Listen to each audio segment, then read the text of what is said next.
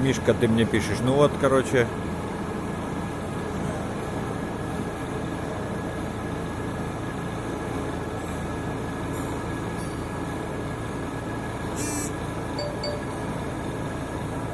А тут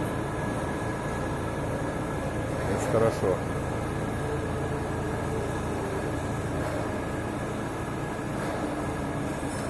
А вот тут не очень. Вот оно здесь так скачет, дергается.